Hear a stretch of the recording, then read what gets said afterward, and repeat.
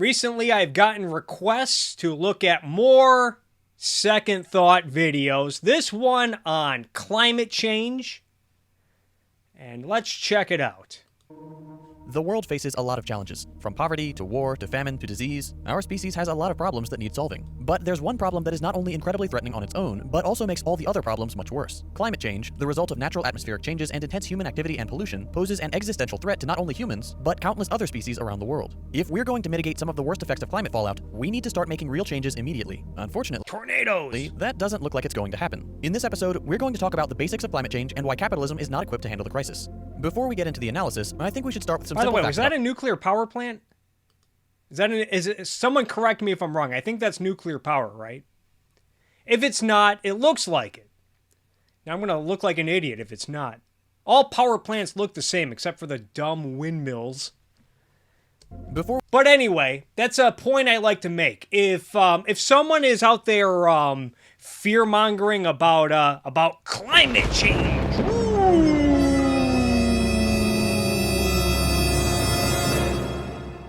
if they're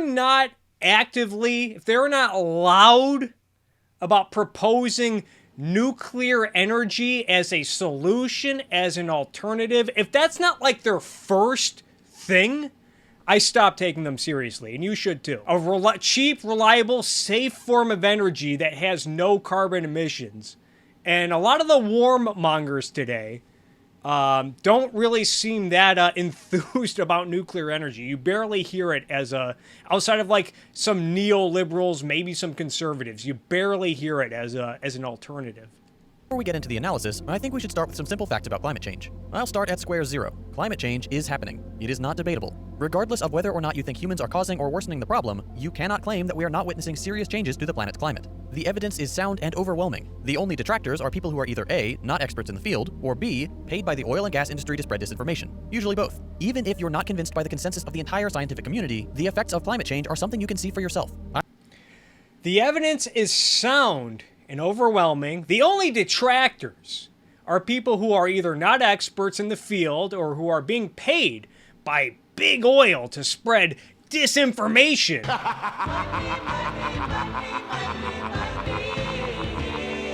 And we must trust the scientific community. Trust the experts, folks. So, if he wants to trust the experts, let's bring in some experts. Let's look at this guy. This is Roy Spencer, who used to work at NASA. Let's hear it. This is him talking at Congress, in front of Congress. Let's hear what he has to say about climate change. Think it is. I also want to say, since we're talking about most scientists, I've heard 97%, 98%. There's a recent paper by John Cook and co-authors. John Cook. Who looked at thousands of research papers which have been published in the scientific literature to see what fraction, support the scientific consensus on global warming. Well, it turns out that the 97% consensus that they found, I am indeed part of. And he's part of the consensus, this guy. Senator Sessions mentioned he would agree with it too. And my associate, John Christie, he agrees with it. In fact, all skeptics that I know of that work in this business, all are part of that 97%, because the 97% includes people who think humans have some influence on climate. Well, that's a fairly innocuous statement. Innocuous statement. And that's something that continually annoys me, is those of us that are called deniers. It's never actually, I think the D word was actually used by the chairman today. It's never actually been pointed out. What is it that we deny? Also, this 97%. Well, what does the 97% consensus mean? That's a good question, Roy. What do all of those people agree to? Well, they agree to something fairly innocuous. Oh, fairly innocuous. And it's something that most of us agree to, that humans must have some influence on climate. The question is, how much? And how much influence makes all the difference in the world if you're going to be basing policy decisions, carbon taxes, regulations, legislation, whatever, on them. It makes all the difference in the world exactly how much warming we can expect due to human activities. And Roy Spencer was not the only one Now, if you're skeptical, if you're a little skeptical of what Roy Spencer is saying here about the scientific consensus, a talking point that warmongers like Second Thought love to employ, that this talking point, oh, it comes from John Cook's study, you might be thinking to yourself, that's just one study. I mean, there's probably other scientific literature. It's not like everyone's basing this scientific consensus talking point on this one study. And I would advise you to look down a little bit. Now, if you ever notice any video on YouTube that discusses climate change, they often come with, even Second Thought over here, they come with these links to Wikipedia, as you can see right here. Both of these videos, YouTube wants you to check out these resources on climate change to the Wikipedia page. So let's go ahead and click that really quick. This is the Wikipedia page on climate change. If you notice this sentence in the second paragraph, the human cause of climate change is not disputed by any scientific body of national or international standing. There's a source cited here. It's to NASA, scientific consensus. Let's give that a click. Let's go to NASA's websites. And as you can see, first paragraph, first sentence. Multiple studies published in peer-reviewed scientific journals show that 97% or more of actively publishing climate scientists agree climate warming trends over the past century are extremely likely due to human activities. That's all it says. Now you notice there's a footnote next to journalists. There's a number 1. Let's go ahead and click that. What are they basing this off? Let's go ahead and give it a click. It's going to take us down here. Oh, it's a paper from John Cook, folks. The same paper that Roy Spencer was talking about, that he has cited it. Now, it's also worth noting that some other scientists that were cited in this study have said that the study did not accurately reflect and interpret their papers. I first found out about this reading Alex Epstein's book, The Moral Case for Fossil Fuels, which I think is must-read material on this topic. But I even found an article that talks about this in Forbes from years ago. It says, investigative journalists at Popular Technology looked into precisely which papers were classified within Cook's asserted 97%. The investigative journalists found Cook and his colleagues strikingly classified papers by such prominent, vigorous climate skeptics as Willie Soon, Craig Idso, Nicola Scafetta, Nir Shaviv, Niels Axel Morner, and Alan Carlin as supporting the 97% consensus. Craig Idso said that it was not an accurate representation of my paper. Went on to say it would be incorrect to claim that our paper was an endorsement of CO2-induced climate change. Then we have Nicola Scafetta, who said that his Cook's paper was based on a straw man argument and does not correctly define the IPCC anthropogenic global warming theory. And he thinks that most of the warming comes from the sun. He's also said that right now, advocates of the IPCC are dishonest. Nir Shaviv has also said similar things. Nope, it is not an accurate representation of my paper. When I upload this to YouTube, I will link to the article down below so you guys can read it for yourself. Now, say what you will about all this, that these scientists they're climate deniers, that they're paid off by big oil.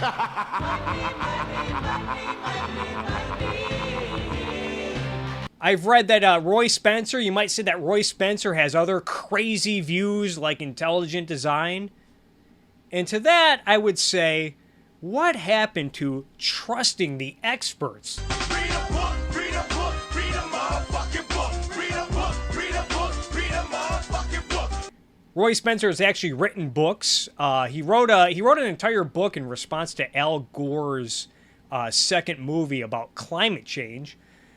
But all these experts who were cited in this study that the warmongers, like Second Thought, like to throw around, talking about scientific consensus, this puts them in a difficult position, puts them in somewhat of a lose-lose position.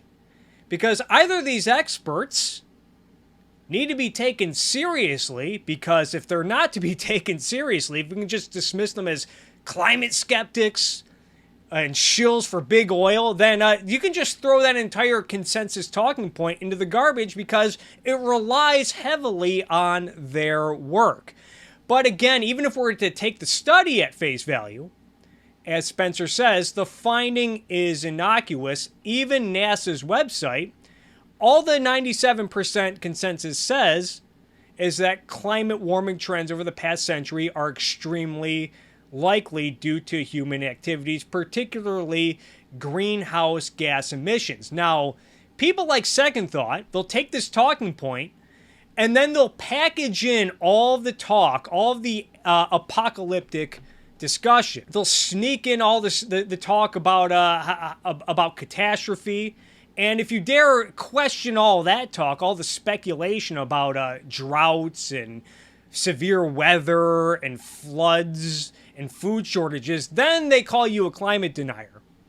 As for all this apocalyptic speculation, all this hysteria about droughts and floods and sea level rise and severe weather in the future, it is worth noting that about 98% of climate-related deaths are down over the last century. And a big reason for that is industrialization. The fact that we're able to mass produce goods and services at a low cost and able to mobilize them swiftly. The fact that we're able to electrify homes, heat homes. This has made us far less vulnerable to difficult climate-related hazards. And the production and mobilization would not be possible without cheap, reliable energy like fossil fuels. You're goddamn right. If you decrease the energy supply, you make humans far more vulnerable to climate hazards. Climate is and has always been hostile to human beings, so in order to deal with climate, in order to survive from climate hazards, human beings need to be able to think, because again, reason is our basic tool of survival. In order to survive climate-related hazards, human beings need to be able to think, to innovate, to build goods and services, build houses that keep us warm, keep us insulated from extreme cold, extreme heat, keep us dry from rainy seasons and thunderstorms. And I think human beings, because of this, they need a political system that recognizes that reason is their basic tool of survival and that they need to be free from coercion in order to think, to solve problems, including climate-related problems, where government's only role is the protection of individual rights, the individual's right to use his mind to solve problems, to pursue happiness. It's a system that I call capitalism.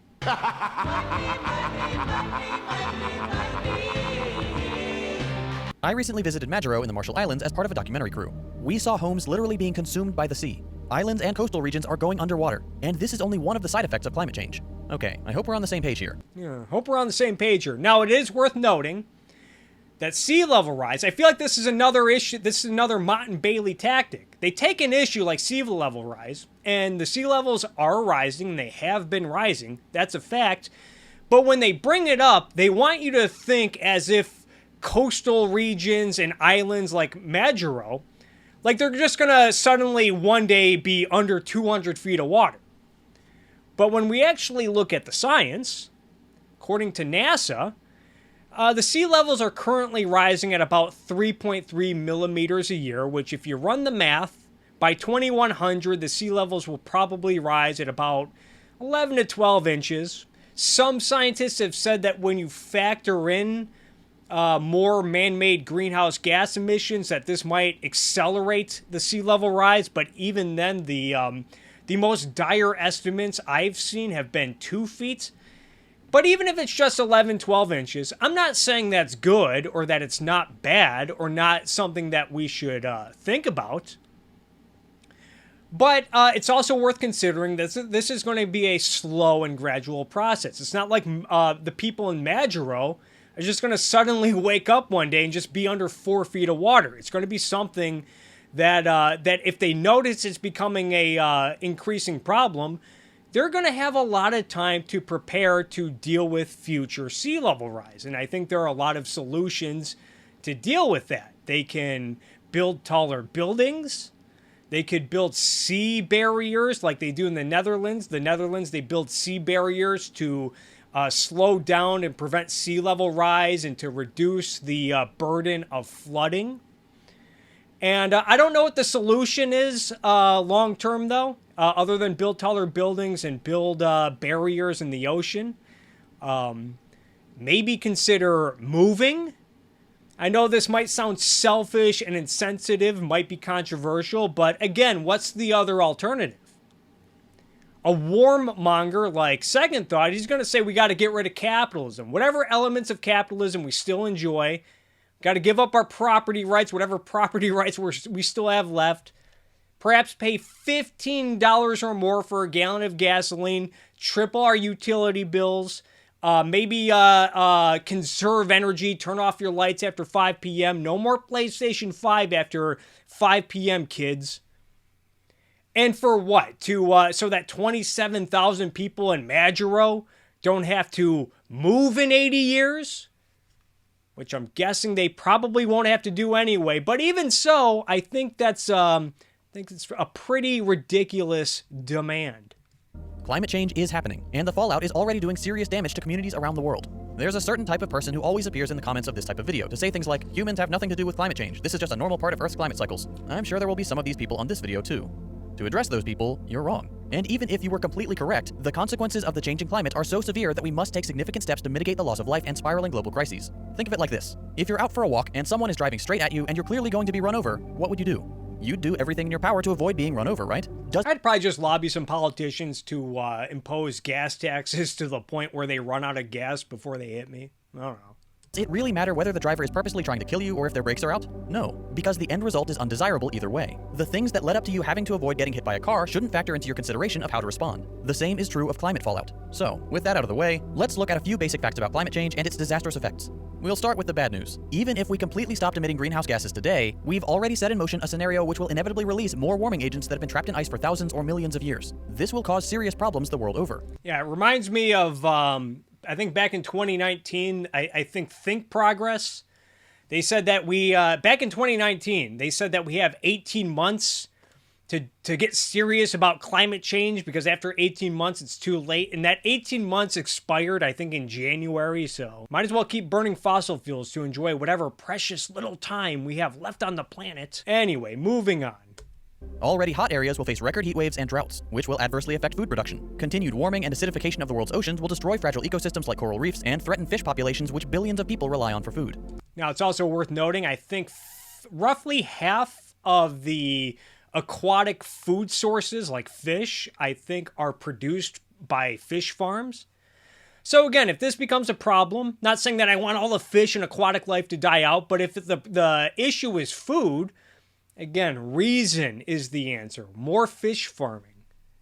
Islands and coastal regions are at risk of flooding or complete submersion, as I documented in the Marshall Islands. As warm seasons last longer, disease-carrying insects will become more prevalent and occupy larger areas, infecting countless people with life-threatening illnesses. So let's free up the medicine industry to allow more innovation, more vaccines, more treatments.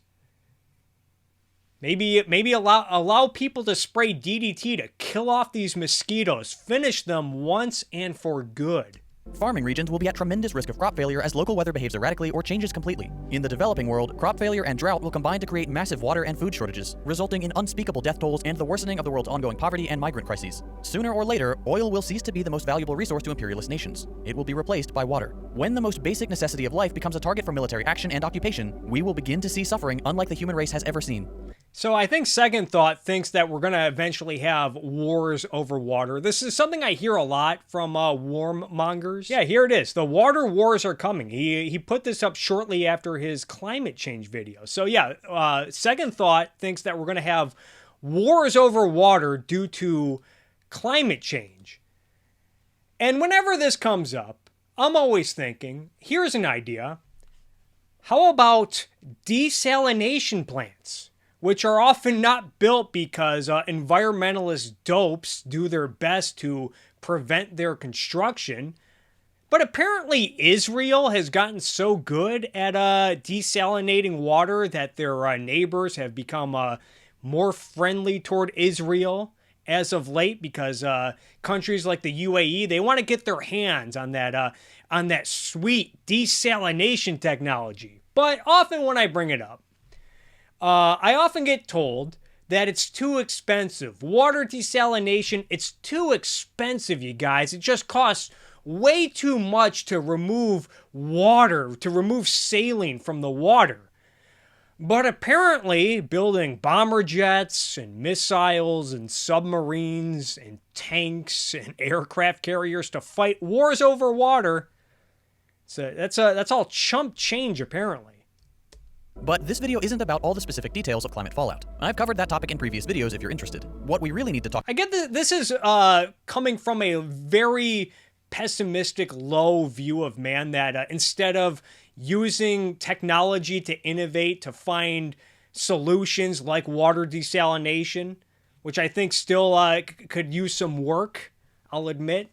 But no, we're just going to blow each other up instead. Talk about is how the current dominant economic system presents an insurmountable obstacle to mitigating climate disaster. So, let's take a look at a few of the actions, as determined by the IPCC, which must be taken immediately or at least in the very near future. According to the IPCC's Climate and Land Report, we need to implement comprehensive early warning systems for extreme weather, as well as other observational programs to monitor land use and degradation, biodiversity, and the spread of disease-bearing insects. We need to fund programs that will encourage sustainable land management, which will prevent desertification and famine. We need to invest in land restoration, Gotta prevent famine. bringing damaged or endangered soil and biomes back from the brink. We must drastically reduce greenhouse gas emissions Drastically reduce greenhouse gas emissions across all sectors, including oil and gas, agriculture, transportation, including agriculture. Did he say that? Did I hear that right? Let's hear that again. all sectors, including oil and gas. Back it up. We must drastically reduce greenhouse gas emissions across all sectors, including oil and gas, agriculture, transportation, and leisure. So we must reduce greenhouse emissions across all sectors, including agriculture, transportation, yada, yada, yada. Isn't this an interesting solution to famines, as he pointed out? So usually when the IPCC puts out the reports, let's bring this up. Usually when the IPCC puts out their reports, they talk a lot about how warming the planet will have predictable results like droughts, floods, severe weather, which could result in food shortages in certain regions. As if such events would never happen without greenhouse emissions. But okay, either way, agriculture may benefit or suffer in certain areas because of climate change. So in order to prevent food shortages, we have to, get this, you guys, make reductions in agriculture. Now, the IPCC report, as you can see right here, they note that an estimated 23% of total anthropogenic greenhouse gas emissions derive from agriculture, as well as forestry and other land uses. And this report also notes that food supply has increased by, the total production of food has increased by 240%, I believe, since 1961. Yes, since 1961. The food supply has increased by 240%, far outpacing the population growth of the planet. So the IPCC recognizes the relationship between greenhouse gas emissions and food production. And let's bring up, according to the U.S. Department of Agriculture, we find in 2007, fossil fuels linked to U.S. Food consumption produced 13.6% of all fossil fuel CO2 emissions economy-wide. Mentions this a few times, another time is here. While in 2007, food-related energy use represents 12.3% of the year's national energy budget, we find that food-related CO2 emissions from fossil fuels accounted for 13.6% of the 6 billion metric tons of CO2 emissions from fossil fuel consumption in the United States. So reducing fossil fuels will definitely cut into the world's food supply and means to transfer food, meaning that human beings will be even more vulnerable to food shortages and famines We gotta reduce the world's food supply in an attempt to reduce food shortages and famines in the future. I would say that's astonishing logic. And this goof calls himself Second Thought. And we need to do all of these things in just a few years to prevent global catastrophe. Now, Again, global catastrophe. So again, he'll take something like, oh, the scientific consensus thinks that the Earth is warming and that greenhouse gas emissions. He takes from that and then packages in the catastrophe talk. let's consider the nature of the roadblock that is capitalism. To offer a simple definition, capitalism is an economic system in which the means of production are controlled by private owners and corporations. Again, I would say that it is a system organized around the recognition of individual rights, the individual's right to life, liberty, and the pursuit of property and happiness, where government's only role is the protection of these rights, so it would include property rights. I think this definition is somewhat redundant. It's not a terrible definition. An economic system in which the means of production are controlled by private owners and corporations. Little redundant because corporations are private owners. The primary driver of capitalism is the profit motive, the desire for ever-increasing profits and the accumulation of capital. You're damn right.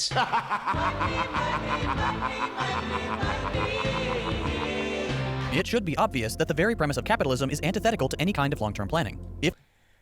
Not only is capitalism the best for long-term planning, but finance, the profession of diverting and investing capital, requires long-term planning. Financiers need to figure out which are the best ways to get long-term returns on their investments. And I know this is low-hanging fruit, but have you guys seen the history of socialists and their long-term economic plans? And the food shortages that follow? I would say you have a much higher chance at famines in the future from abolishing capitalism than you do burning fossil fuels. If a system demands greater profits every year, if it demands infinite growth, it will inevitably run into the very real problem of existing on a planet with finite resources. Resources that can often be reused and recycled, many resources of which can be discovered for new uses, not to mention when it comes to life-based resources like food and trees and whatnot. A lot of that can be just created, produced. But going back to the whole finite resources thing, oil is one of these resources. And as I've explained before the discovery of kerosene, oil was a rather useless resource. If you owned land on top of oil reserves, it was considered shitty. You don't want this dirty-ass sludge coming out of the ground. No one wanted land that was on top of oil. Then they discover kerosene. They discover that this resource, I think it was called liquid gold, black gold. It could be extracted and then refined and then sold for a profit. And suddenly, people who had land on top of oil resources were getting paid. They were making a lot of money. Talk to people in North Dakota about. I think even uranium was mostly useless before the discovery of nuclear power. And I think a similar issue with coltan. I don't think coltan was worth that much before a few decades ago, before the whole tech revolution in computers took off. There's probably worthless natural resources today that might be worth millions of dollars in the future because some genius has yet to come along and discover a new use for it. On the flip side, if you look at the socialist paradise that is Venezuela, who was loaded with oil, guess what happened to them? They still cannot get their shit together. But don't worry, guys. Socialists like Second Thought, they'll do better next time. If we look at the decisions made by large multinational corporations, say Exxon for example, it's clear that those decisions are made based solely on the amount of short-term profit they will produce. Back in the 70s, when Exxon was at the forefront of climate research, their scientists determined just how detrimental fossil fuels are to the planet. Their scientists determined just how detrimental fossil fuels were to the planet. Instead of making this information public and working with policymakers to find a solution, they marked those documents confidential and launched a decades-long propaganda campaign to sow doubt on the effects of greenhouse gas emissions. And on top of that, so not only did they know that that fossil fuels were detrimental to the planet, Instead of releasing this information to the public, they instead made it a secret, and they refused to work with the public and policymakers. Now you notice, second thought, he has this clip from Frontline, and he shows what appear to be smoking gun documents to really prove his point. And just how detrimental fossil fuels are to the planet. Now, it is worth noting that these are not the same document. Fortunately, I was able to find these particular documents, and as it turns out, neither of them really show how detrimental fossil fuels are to the planet. I believe this is the first one. Most of this is about, actually both of these documents are mainly Exxon talking about how they plan to further research the issue of CO2 emissions. And if you notice right here, they have, now they do admit, again, that that carbon emissions may have an impact on the planet, but they don't say for certain that that's going to have detrimental effects. In fact, they use that to say we should explore and see what effects this may have. But they even have countering information. The National Academy of the Sciences report concludes that it does not now appear that the direct generation of heat from the production and consumption of energy over the next few centuries will cause a rise of more than 0.5 degrees Celsius in global average air temperature. And there are profound uncertainties regarding the carbon cycle, climate, and their interdependence. These uncertainties can be resolved only by a well-coordinated effort of extraordinarily interdisciplinary character. Also goes on to say, Dr. Malone further indicated that he has recently met with Dr. B.J. Mason of the British Meteorological Service, apparently the world's authority on this area, who was not convinced that CO2 accumulation in the atmosphere was a very significant problem, although he did go on to say that it might be the biggest problem that they have to contend with. It was not a very significant problem. But it does not say what second thought is saying here. It does not say anything about detrimental effects. And then we got the next one up here. This is the other document that you saw. If you actually go back, okay, let's look at the video. See, in addition to the ocean, blah, blah, blah, attributed CO2. And if you, it's the same document. In addition, this the exact same document that's featured in the video. Exxon concludes by saying the rationale for Exxon's involvement and commitment of funds and personnel is based on our need to assess the possible impact of greenhouse effect on Exxon businesses. Going on to say that they do want to work with universities and the government and international agencies to explore this issue. And they say they admit in the last paragraph that they're doing this for public relations reasons. Sort of contradicts the whole point that corporations do not plan long-term, but most importantly, these documents do not say that Exxon knew that carbon dioxide was having a detrimental effect on the planet and that they were hiding it. But maybe second thought, just clipped this from a documentary he watched on Frontline to make it look like he's showing his resources to really prove his point. Instead of making this information public and working with policymakers to find a solution, they marked those documents confidential and launched a decades-long propaganda campaign to sow doubt on the effects of greenhouse gas emissions. By doing this, they secured their short-term profits at the expense of the long-term survival of millions of human beings. The same is true of giant companies like Amazon. Jeff Bezos, Amazon CEO and the richest person on the planet, could easily afford to make Amazon employees the best paid workers in the world, thereby securing a happy and loyal labor force and positive public perception of the company. Instead, Amazon is among the worst places to work in the country. We routinely hear horror stories about how employees have to pee in bottles because they'll be fired if they take a bathroom break, or how they've had to ignore a coworker who had died on the floor. Reducing overhead by exploiting workers yields greater short-term. I guess Amazon is the only company where people died on the job. Now, I'm not defending Amazon, but they do employ millions of people.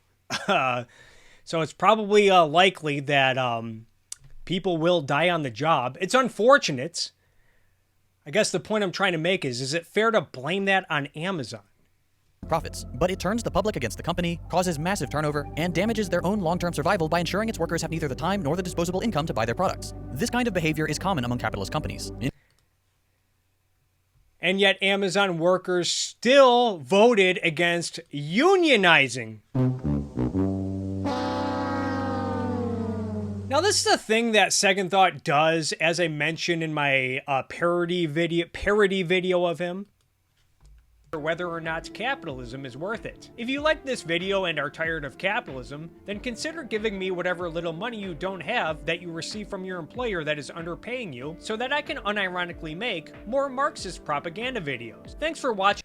This is something that that Second Thought likes to do. He likes to paint capitalism as this nightmarish hellhole. He talks as if you're not a corporate executive, if you're not in the top 1%, or whatever it is, if you're just a working class person punching in and out 40 hours a week, you're being exploited. You're being underpaid to the point where you can barely get by. You can't even afford the products that you make at your job. But also, please give whatever little money you don't have to Second Thought's Patreon so he can make more Marxist propaganda videos. What a sick joke.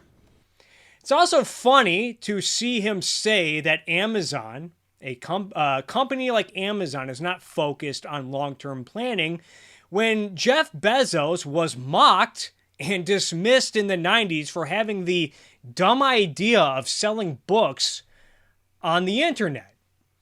If Amazon was not focused on the long term, then why does Amazon reinvest their money, their profits, into long-term growth and expansion, like many sources say, as opposed to paying their shareholders dividends?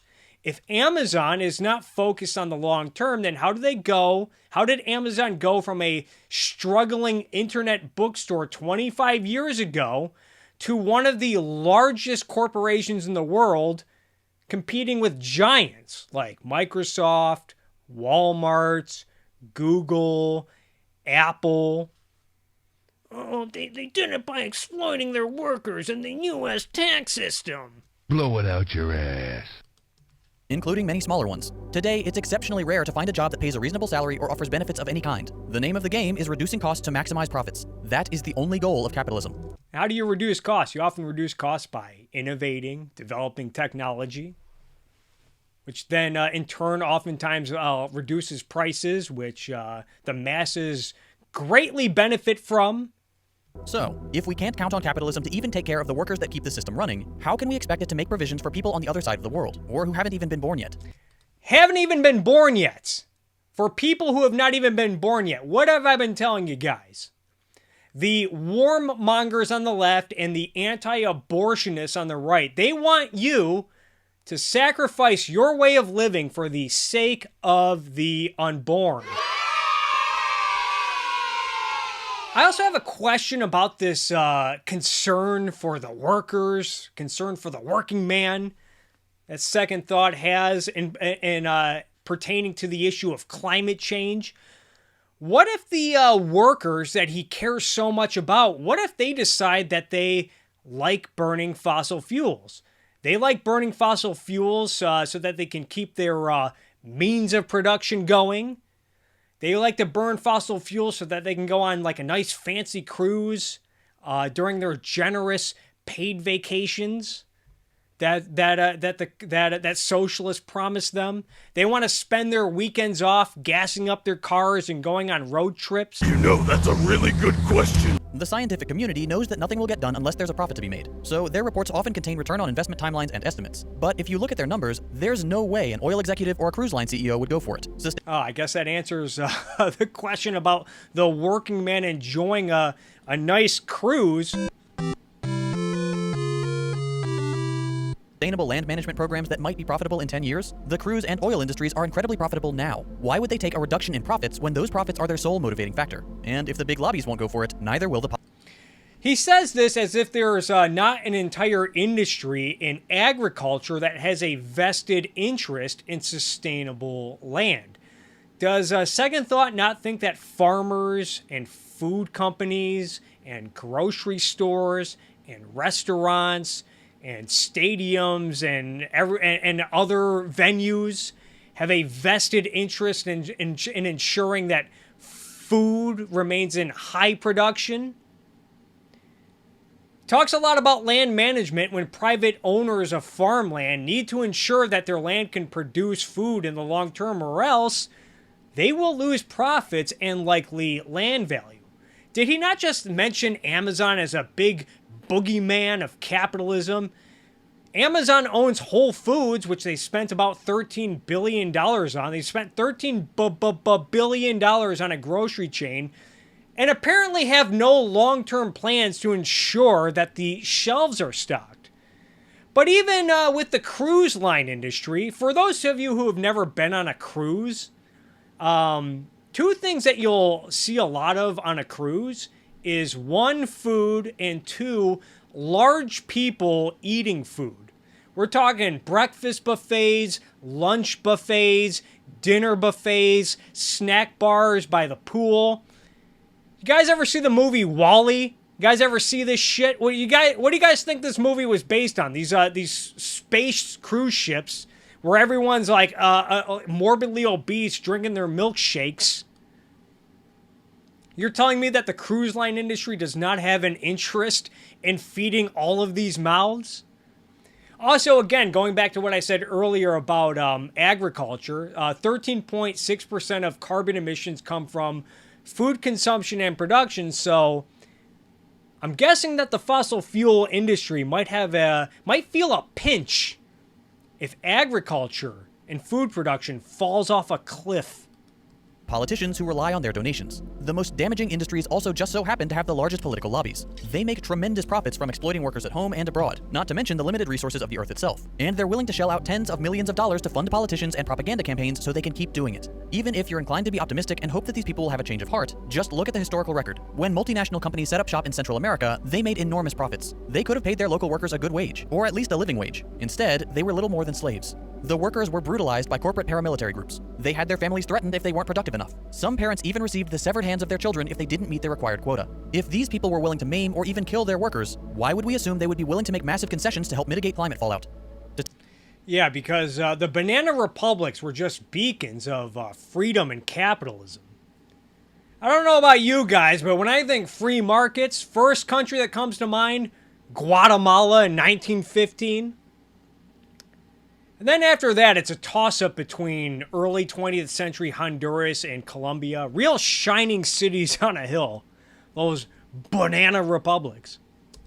Take a more recent example. I live in Texas. The temperature is the lowest they've seen in decades. More than 620,000 waking up without power in Texas this morning. During the recent winter storm that knocked out the state's power grid, it became clear that deregulation and rampant cost cutting were a major part of the problem. Texas has its own electrical grid, separate from the country's two primary grids. The goal was to completely deregulate the Texas energy market to free it from the evils of bureaucracy. The end result, as we should expect, was rampant corruption, price gouging, and cost cutting. Officials decided not to take precautionary measures like winter-proofing our electrical infrastructure. Because of this, So, I did a video on this a few months ago when it happened. The myth that it was capitalism and deregulation that caused the Texas energy crisis back in February. In fact, when I upload this video to YouTube, I will add a card with a link to the upper right-hand corner of this video for those who want to check it out. There it is if you're curious. Check it out, upper right-hand corner. I'll also add it to the description down below for good measure. But putting all that aside, I think what happened in Texas is somewhat of a microcosm of the whole climate change and energy discussion. A severe weather event made life difficult in Texas, and people needed more heat and electricity to survive. I don't see how eliminating fossil fuels would have made that a better situation. If anything, it would have made the situation 1,000 times worse. Again, if you want fewer climate-related deaths and fewer climate-related misery, you should want more reliable energy, not less of it. And it just so happens the most reliable form of energy is fossil fuels. You're goddamn right. Millions of Texans lost power, had no access to clean drinking water, and some even froze to death in their own homes. This example is perhaps even more damning than the previous one, because it deals specifically with infrastructure. The majority of climate mitigation measures will be investments in infrastructure. If these critical projects are avoided simply as a way to cut costs, people will die. And unfortunately, I think this negligent behavior is what we need to expect from private corporations and corporate-owned politicians. The only goal of capitalism, the only thing that matters, is profit. Profits must increase every year. The entire history of capitalism is the history of the exploitation of working people, especially by multinational corporations and the US military operating in the global south. Climate change is shaping up to be the single most expensive challenge humanity has ever faced. The world is relying on the wealthiest nations, those that disproportionately contribute to emissions and consumption, to lead the way in fighting climate change. As we've seen in the last decade, there hasn't been a single administration willing to take steps bold enough to meet the challenge. All we've seen is politicians paying lip service to established science while peddling woefully insufficient policies that are rarely acted upon. If we want to ensure a livable future for the human race, we must move past capitalism. Capitalism is incapable of solving the problems it creates. It is entirely beholden to the profit motive. And So you hear that, folks. If you want to avoid climate change, just give whatever freedom and property rights and benefits of industrialized society that you still enjoy, give all of that up to a socialist goof like Second Thought. How about new?